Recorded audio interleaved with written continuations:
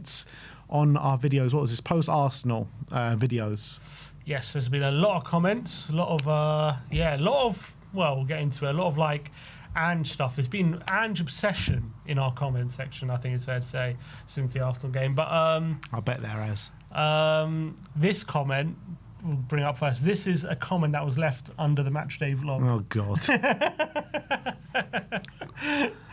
And I think it's because everyone seemed so happy and up for it and pumped up before the game, and then as soon as like the game started, just like jump cuts like 1-0 down, and it's just like as soon as the goal went in, angrier. As soon as the goal went in, it just completely changed, because literally I was having the best day. I was literally having the best day, and even like as the game was going on, you could see what was happening. You could see like we had no chance in this game, but you know, you keep your spirits high because it's still 0-0. We haven't conceded yet.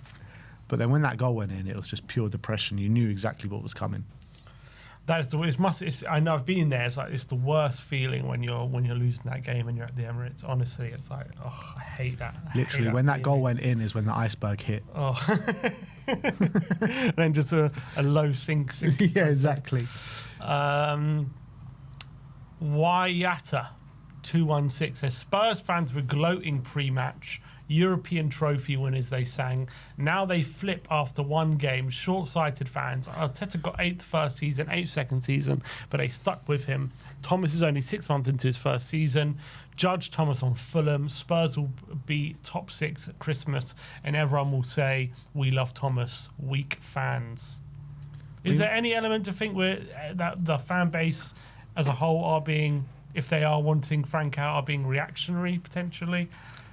I mean, there's an element to it, but I think like I can understand it completely, because there's just nothing to go on. There's completely nothing to go on. I mean, I want to give him time, and I think 12 games isn't long enough.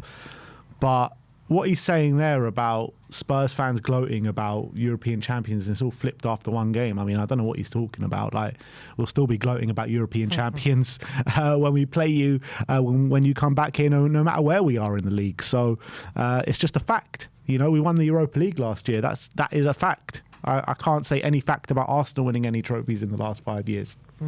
Exactly. He said Frank's 6 months into his job. Well, he's not even 6, is he? Well, I guess if you count pre-season.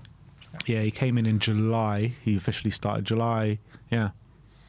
All right. Lincoln Alanda says, we do not give managers time. Look what Nuno did at Forest and what he's doing at West Ham. Yeah, but is that what we want at Tottenham? That's the question. That's the thing. Like, there are good fits for good clubs, and Nuno was never a good fit at Tottenham. Never. Not his managerial pedigree, getting a respect from the players, and the way he plays. Spurs fans were never going to accept those performances, not having a shot on target for 3 games in a row, I think it was. At one point, losing. I think we lost 3-0 3 games in a row. And so, yes, I understand it was early. And look, is sacking him after 10 games, was it unfair? Considering I think he won 5 and lost 5. So it wasn't like it was the worst form in the world, but it wasn't good form either. But yeah, was sacking him after 10 games it was harsh. Harsh, yes. But at the end of the day, you can just tell when it's not a right fit, and it wasn't. And the thing is with Frank, is it definitively there yet? Maybe not. Just because we have had, I don't know, a few good performances, not really on the ball, but like in general. But I guess we're not far off it at the moment in terms of really definitively saying this isn't going to be a good fit. Yeah. But the time is coming, I think. That time is coming at the moment with the way performances are going. But we need to see drastic improvements very soon. Otherwise, more fans are going to flip, and the stadium is going to get louder and louder and louder. And once that happens, and once toxicity really, seeps in and settles in inside that stadium, I don't think there's any going back. I think also if you could see that Frank was trying to implement like his style of like attacking football, and if it wasn't quite working, I think fans would be more forgiving. But the problem is we don't see any sort of attacking football. Like we don't even see us going into the opposition half a lot of the time. So that's a big problem. It's not even that. We don't even see effective football. That's the problem. Like, if you're playing this way and still getting eaten alive and getting battered in games, like then what are we doing? Mm-hmm. But it's also like you want to give, even if you give it time, it's like, okay, maybe we'll start counter-attacking better, and but is that really exciting? Does that excite you? The thought of like we'll see more performances like Everton away, that will be like a good game for us. Like, it doesn't excite me, you know what I mean? Yeah, but it doesn't mean it can't get better. The main thing, like I keep saying, the main thing is winning football matches, and if we're consistently winning and rare and deserve to be winning and whatever, then I'm happy with it. Like I just, this whole free flowing attacking football was all nice and I'd love to see it, but how many actual teams are playing front foot attacking free flowing football in the Premier League right now? Not many. Yeah, okay, it doesn't have to be free flowing attacking football, but just a willingness to go forward and be dominant and create chances. See, Brentford had that willingness to go forward and not be dominant in games, but create chances. Yeah, they did. But again, it's very different being at Tottenham. Mm-hmm. Coxey, Normus. Oh, God. I've just been done.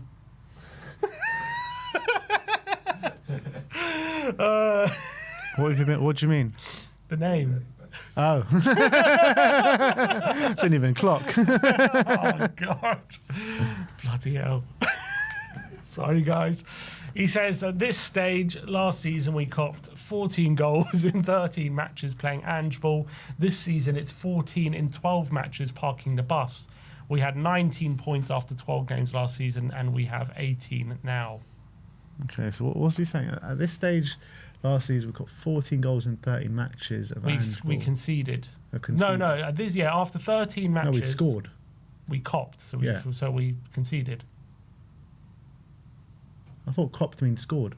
No, we copped. Like we've conceded. Oh, really? Yeah. Okay. This season, yeah, because this season it's 14 in 12. That's conceded. That's not scored. I thought the young kids use cop as like buying something. Is that not true? Sammy? Huh? Yeah. Copping. If you cop something, that's to buy something, isn't it?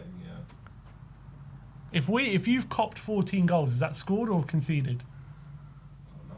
I'm pretty sure it's conceded. Well, the numbers are conceded. Okay, So fine. it must mean conceded. Anyway, he's saying last season we conceded in the first 13 matches we conceded 14 goals. This season in the first 12 we've conceded 14. Okay. We had 19 points after 12 games last season, and now we have 18. Yeah. So we were, for the first 12, I guess his point is, for the first 12 games we were better last season than this season. Yeah. I mean, but, Ange did have a whole season behind him as well. First 12 games last season. This is literally Frank's first 12 games as a manager. But obviously Ange's first 10 games, you can't really compare. Yeah. Look, I thought we were playing well in the first 12 games, the last 13 games last season, but it all went wrong. But obviously, unfortunately, we didn't really get the results we should have in a lot of those games as well last season. It all kind of fell apart last season when we played Brighton. Yeah. In that Brighton game when we were 2-0 up and we lost the game, we lost or drew? We drew 2-2. I think it was more, we lost 3-2 or 2-0 up. Yeah. I think it all started to fall apart there. We still had some good games after that. No, I'm not saying we didn't, but I think on a whole it started to fall apart there. I think it majorly fell apart after that City game when we had all those injuries. Like, imagine what because we played Ipswich. I know we lost that game, but we then beat City 4-0. So I'm saying after that game, then the form fell off a cliff. Totally. But wasn't it Brighton, Ipswich, Man City? I don't think so. I think we had Villa in between. We beat them 4-1. I can't remember exactly. Then it really fell off. But yeah. But then we had so many. I'm just saying, imagine Frank this season, without Vicario, where we would be. Probably be really low down the table. Yeah. John McCree says, think Frank lost the dressing room. The warning signs were there with Spence and Van der Ven's reaction to him after the Chelsea game. We show no creativity or intent going forward. The team he picked yesterday was set up for damage limitation and it didn't work. People slaughtered Ange for having no plan B, but at least he had a plan to attack teams and try to win games. Frank has only a plan A, and it's to defend and hope you hold out. We had free kicks and Vic humping the ball up the field. You don't have to be a tactical genius to coach that. The players have picked up on this, and now the fear of losing has taken over from the desire to win. True, a lot of our players are not good enough, but a top coach makes them organised, cohesive and a spirited team, which Frank has failed to do. Another performance like yesterday and we'll be flirting with relegation, and that will spell the end of Frank. He sticks with Bentancur, Paolini in the middle, Richie up front, recipe for disaster. Hope he turns it around, but the body language of players is not looking good. Yeah, it's true. I mean, I can't disagree with anything he said there, to be honest. Like, everything he said is what we're seeing in front of our eyes right now. Are you surprised, though, when he talks about Frank, he only has a plan A, and that's a defender? Are you surprised? I guess maybe it takes a while to implement different kind of ways of playing and systems, but, like, are you surprised at how badly he's failed to change things? I am. I'm extremely surprised because everything I thought of Thomas Frank coming to Spurs about devising all these kind of different plans to play against different teams, that we just haven't seen any of it. I know we changed it up and had a different plan against Arsenal, but that was like the first time we saw it really.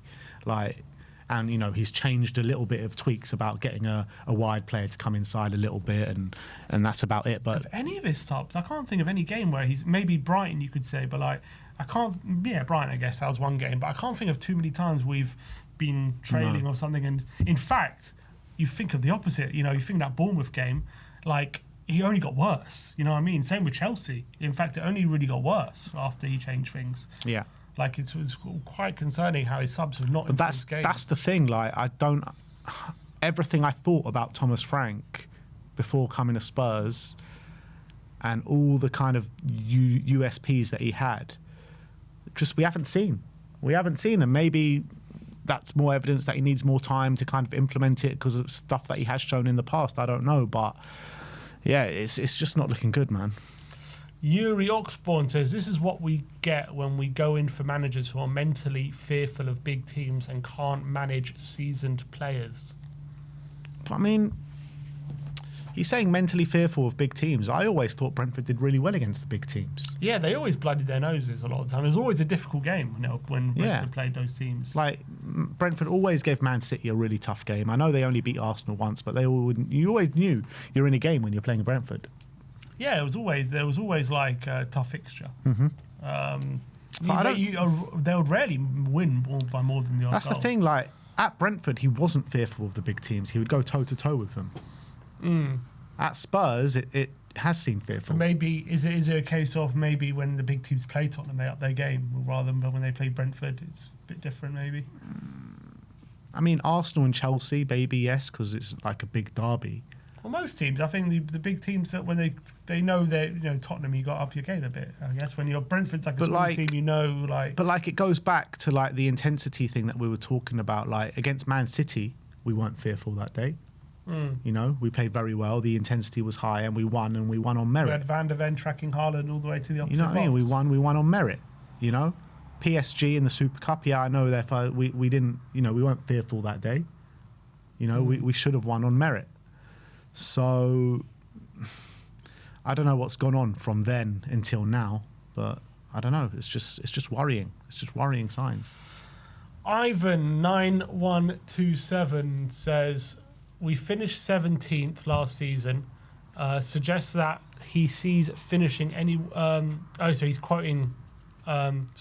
He's quoting Frank. He says, Frank's default position, we finished 17th last season. This suggests that he's finishing anywhere above that as an improvement, even 16th or 15th. It's the wrong way to look at things. As Ange would say, you'd have to analyse things in context. Ange had a horrible year of injuries, was forced to compete on 4 fronts with kids and a depleted squad. But what that has given Frank is a squad that has built togetherness, resilience, fast-track development of youngsters, the euphoria of winning a trophy, and Frank has been backed. Ange, with these fundamentals behind him, would have had a good season 3 because this would have been the season where his philosophy would have come to fruition, but we'll never know because Muppets that couldn't see the forests from the trees. Oh, I don't know about that, man. Like, Ange lost a hell of a lot of games, so I was all up for keeping Ange, to be honest, after the Europa League final, and then I thought once he was sacked and we hired Frank, I thought it was the right way to go, and I thought we made the right decision. Sitting here right now, I still think it was the right decision, maybe to move on from Ange, but I don't think it. Who knows if it's the right decision to hire Frank? Think about what you're seeing now, though. You're not more curious to see what season 3 might have looked like rather than this? I mean, I don't know, man. Like I said, I was happy to keep him after the Europa League, but once he was fired, I thought it was the right decision. I understand that. But I'm saying that season 3 surely has got to be a more exciting prospect than what we're seeing at the moment. If I take my mind back to the parade, then yes. But otherwise, no. He says here Frank has been backed. Is that fair? Has Frank been backed? I hate always that question always comes up, doesn't it, with managers? What does that mean? Frank has. He's. I mean, we've been able to spend money. He has spent money. That's a fact. So did we back him in the market? Some people say he had a poor window. Some people say he had a good window. No, I mean he had a decent window. Yeah, I think we had a good window in the summer, but it takes multiple windows to build the squad that a manager wants. It's not just a one window fix and that's it. Like, there's still a lot of work this squad needs. But it was a good starting block in the summer. I agree. He says here about Frank, that comment he made after the Arsenal game. People have to remember we finished 17th last season.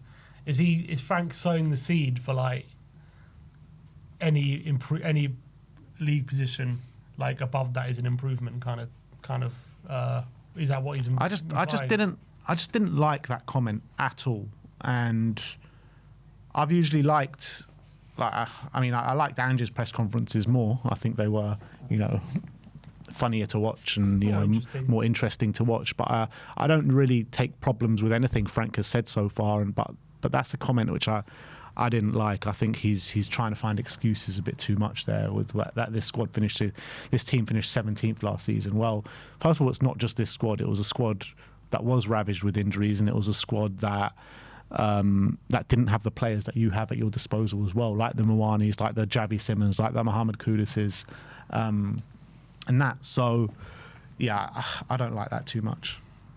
Yeah, there's a multitude of reasons, and this is it's a squad that also won the Europa League because they get pretty much through in the tower in the league for the last couple months.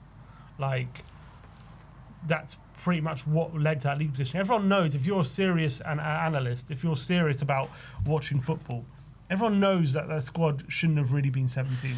Like, everyone knows it's that. true, but I know it was we 17, got 18 points in the last 25 games. Yeah, I get that, and that's not just half a season.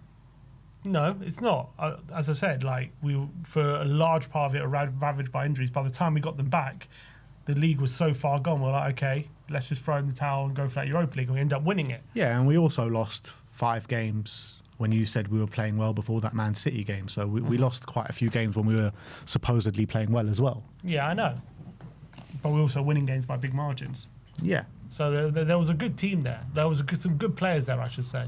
But we were losing too much. Okay, we're losing too much, but we know that 17th wasn't the true value of that squad. We all know that. So for him to say that, and also when he first came to the club, he said, "Yeah, I want to build on the Europa League. I want to build on the success Ange had."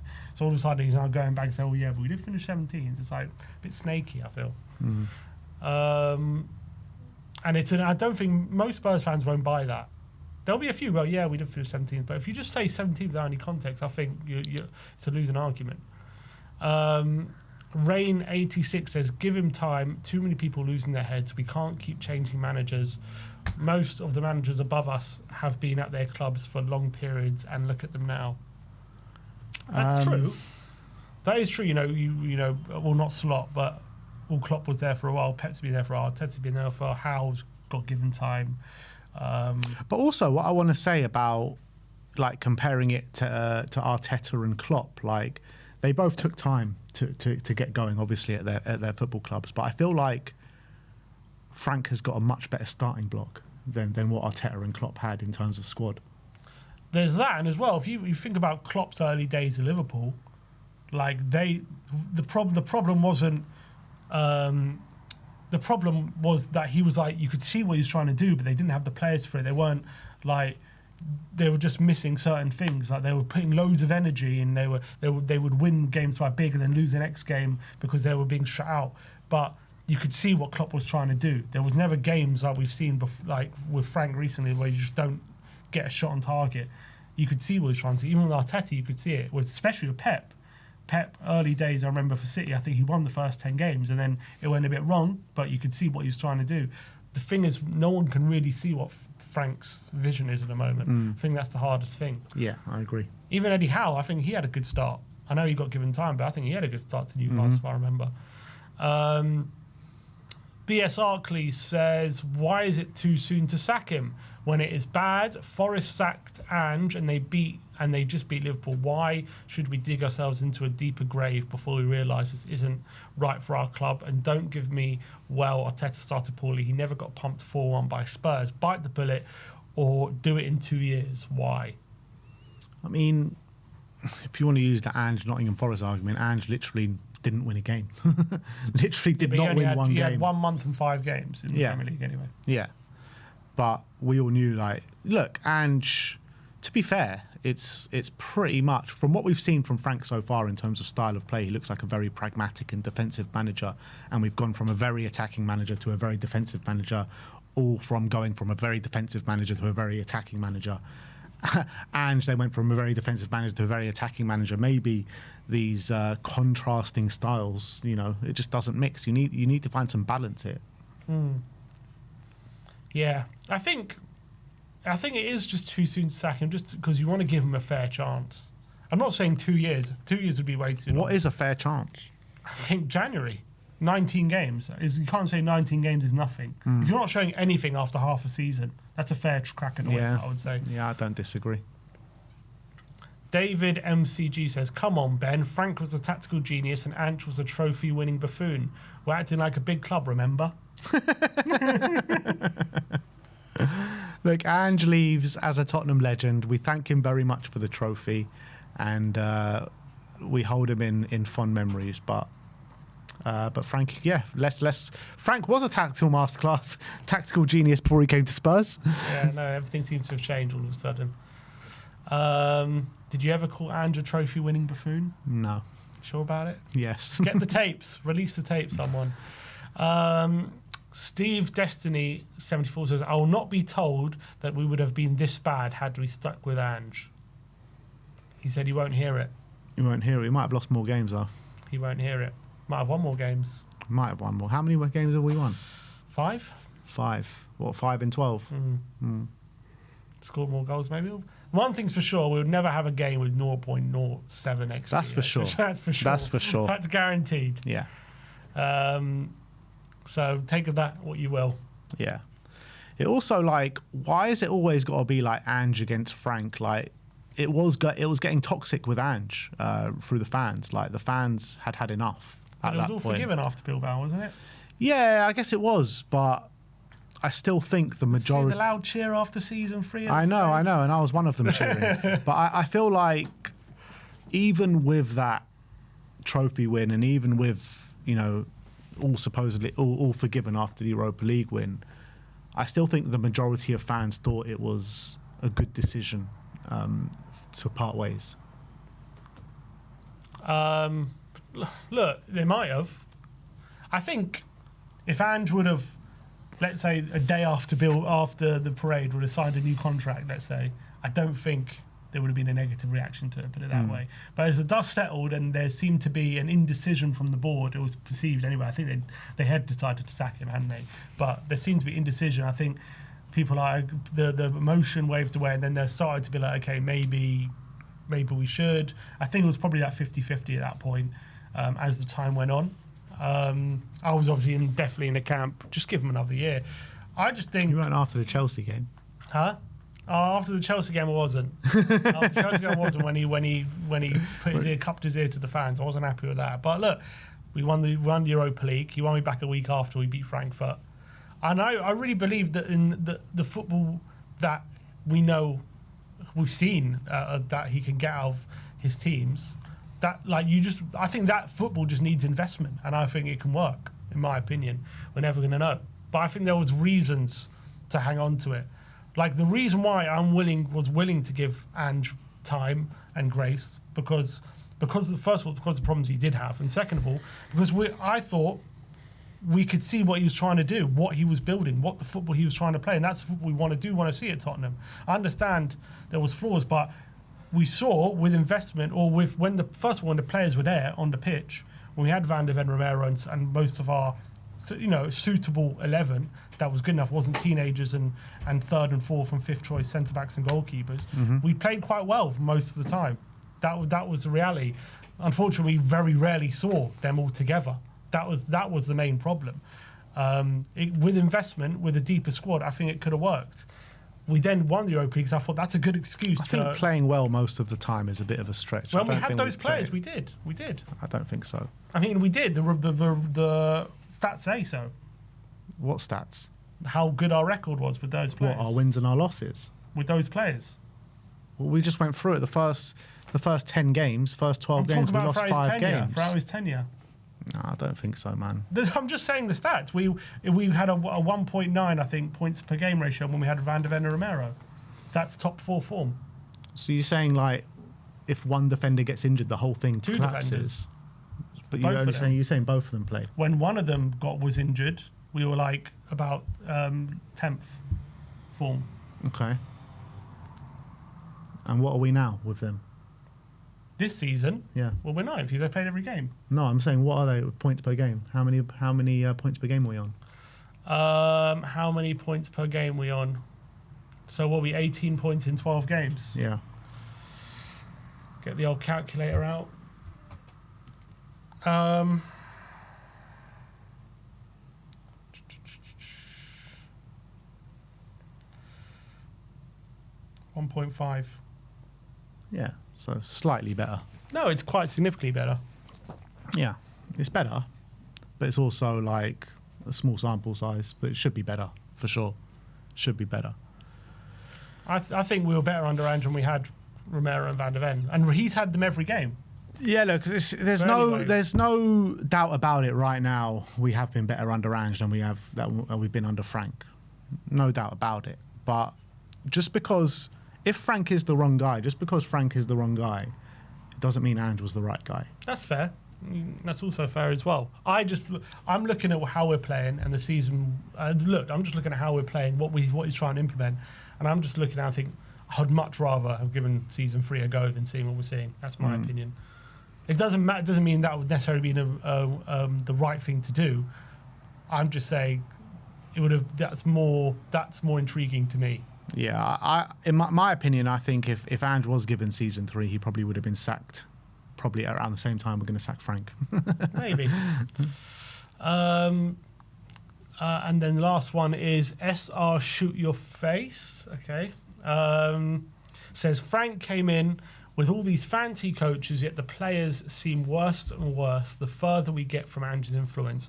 I think many people got gaslit by Frank playing several formations, but not necessarily different tactics. Frank has not provided a single performance that inspired confidence in his style. We've been lucky with some results. We are supposed to be better defensively, yet we are comparable to Kinski, Gray and Davis from last year. You know what? There is some validity to that, because you look at the Chelsea and the Arsenal game, 2 completely different formations and 2 of the exact same performances. With Arsenal probably being a bit worse, but 2 of the same level performances, I should say. Like, it's true. Like, no matter what formation we play, it's the same stink fest. That's the problem.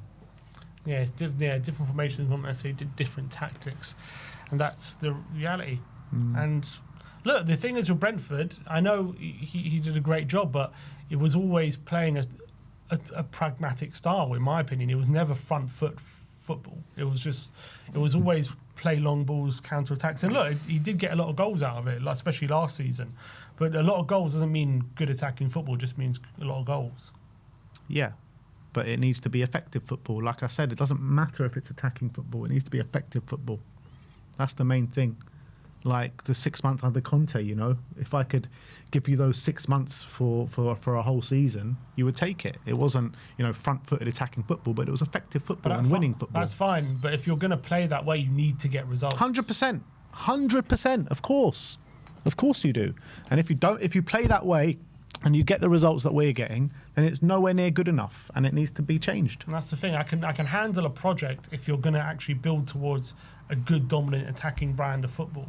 That's what project. I don't want a project that's leading to pragmatic football. Because if you're going to have a project which is going to have hard times at the beginning, right, then I'd rather give those hard times to a manager who's going to at least aspire to play dominant attacking football. I don't see the point in giving a project to giving hard times to a guy whose end goal is to play pragmatic football. That doesn't make sense to me. But what if the end goal brings you productive football and winning football? Why can't an attacking manager do that? But we're here now. No, I understand that. Well, there's no guarantee of that. No, I'm not saying there's a guarantee, but if that is the end goal, and you can see the end goal, and that's what he's building towards, and that's what's going to happen, then you'd accept it.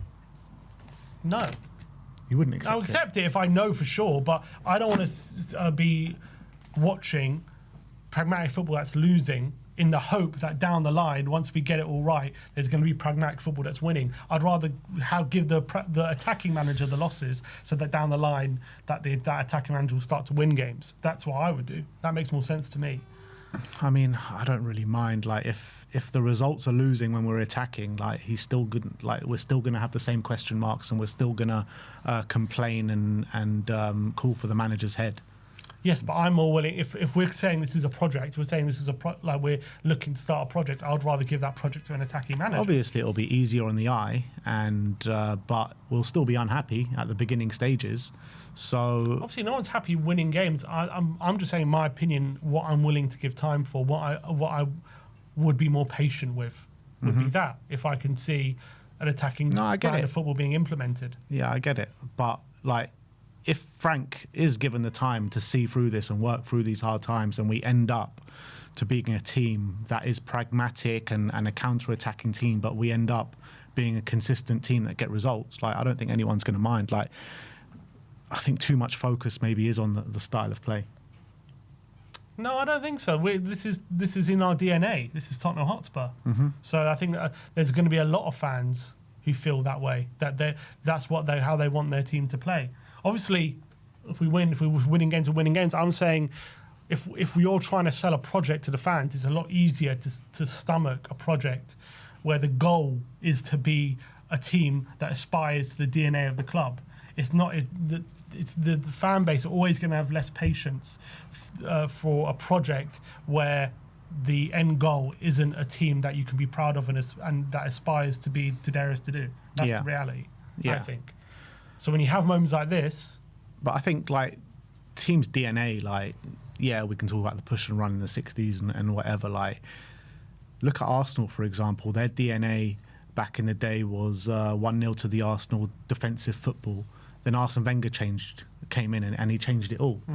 So the DNA and changes to whatever the club is successful doing. So now they're playing more, pragmatic football to what they're playing under Arsene Wenger, and they were finding quite success with it in this early stage of the season. So if we play... Did you say how they played against us on Sunday was pragmatic? No, but for the most part, you could say like they've been relying on set pieces a lot, and they've been fairly... Because they've been so dominant, that's why. What do you mean? That's why they've been relying, because everyone is playing low block against them. And they can't break them down. Right, but that's not because they're pragmatic. That's because everyone else is pragmatic. So they're not playing exactly free-flowing football, though, have they been? That's because everyone's trying to stop them playing it. That's what happens when you're an attacking team and you're a good team, doesn't it? Yeah, on Sunday we let them play, didn't we?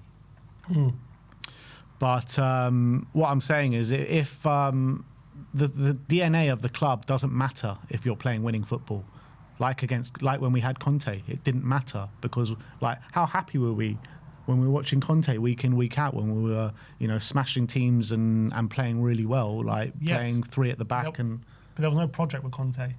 No. Why does that make a difference? Why does that make a difference? Yeah. Because we're sitting here being sold like, okay, this is the manager we're going to trust for the long term. We just need to give him time, right? But why should we sit here and give a manager time when all he's trying to do is play a counter-attacking, sit-back kind of not aspiring to be a team that kind of dominates the ball and looks to attack teams regularly, why should we give that method of time when an attacking manager can get that time, and maybe down the line there's no reason why an attacking manager can't work at this club, right? There's no reason why we can't have a manager that plays attacking football. That's what the fans ultimately want primarily. So if we're going to give a manager a tough period and allow him to be losing games, why not give that to an attacking manager? Why give that to a pragmatic one? Doesn't make sense. Look, I think I get what you're saying. Look, for me personally, like, obviously I want to see attacking football. Like, that's what gets you off your seat. That's what's most exciting. That's what you want to watch week in, week out. But all that matters is if you can get through this bad period and you see winning, consistent football, that is all that matters at the end of the day. So, is what it is. All right. Well, that's the comments, people. Keep putting your comments in and we'll keep reacting to them. So thank you very much for joining us today.